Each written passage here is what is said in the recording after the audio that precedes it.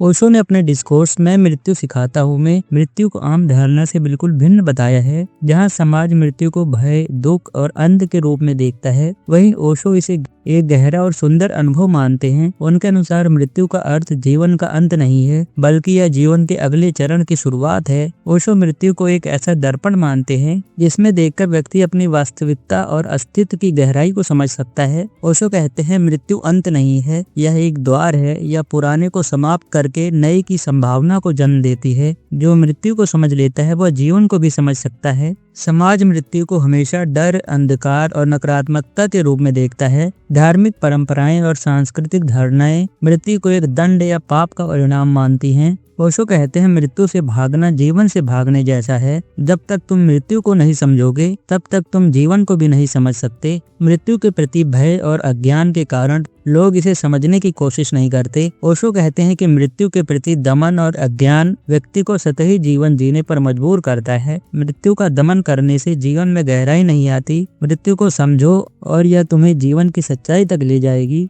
ओशो कहते हैं, मृत्यु जीवन का अंत नहीं है, बल्कि एक बदलाव है। यह पुराने को समाप्त करती है ताकि नया जन्म ले सके। जैसे एक पत्ते का गिरना वृक्ष का अंत नहीं है, वैसे ही शरीर का समाप्त होना आत्मा का अंत नहीं है। आत्मा शाश्वत है और मृत्यु केवल उसके अनुभव का एक चरण है। मृत्यु एक विश्राम है, एक परिवर्तन है। यह जीवन की निरंतरता का हिस्सा है। ओशो मृत्यु को बाहरी घटना के रूप में नहीं, बल्कि एक आंतरिक अनुभव के रूप में देखते हैं। मृत्यु व्यक्ति को अपने भीतर की गहराई में जाने का अवसर देती है। मृत्यु के विचार से भागने के बजाय इसे गहराई से समझें, इसे अपने अस्तित्व का हिस्सा माने। ओशो कहते हैं, मृत्यु से भागो मत, इसे गले लगाओ, क्योंकि यही तुम्हें जीवन की सच्चाई तक ले जाएगी। ओशो कहते हैं, ध्यान मृत्यु का अभ्यास है। जब व्यक्ति ध्यान में पूरी तरह से लीन होता है तो वह मृत्यु के अनुभव को समझ सकता है। ध्यान में जब मन शांत होता है और विचार समाप्त हो जाते हैं तो व्यक्ति को अपने अस्तित्व का अनुभव होता है। यही अनुभव मृत्यु के समान है। ओशो कहते हैं, ध्यान मृत्यु का छोटा अनुभव है।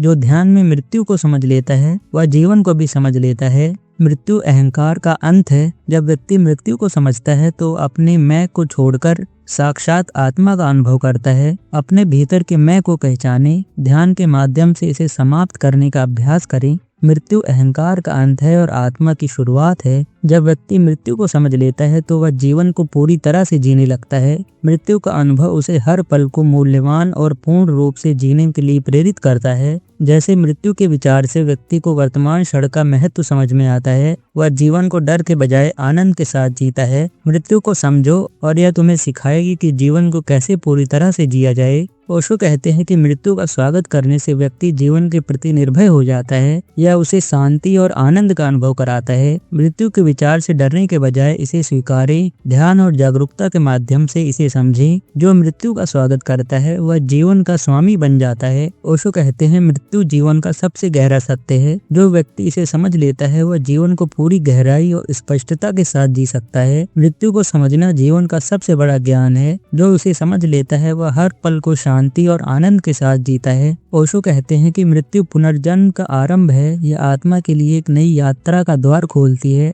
मृत्यु केवल शरीर का अंत है, आत्मा का नहीं। आत्मा शाश्वत है। ओशो ने मृत्यु को जीवन का सबसे महत्वपूर्ण अनुभव बताया है। इसे भय के रूप में देखने के बजाय इसे समझने और स्वीकारने की जरूरत है। ध्यान और जागरूकता के माध्यम से व्यक्ति मृत्यु के सत्य को जान सकता है और जीवन को पूरी तरह से जी सकता है। मृत्यु जीवन का अंत नहीं, बल्कि एक नई शुरुआत है। इसे समझो और तुम जीवन की गहराई को जान पाओगे। अंत में आपके लिए एक प्रश्न, क्या तुम मृत्यु को गले लगाने और इसके माध्यम से जीवन को पूरी तरह से जीने के लिए तैयार हो?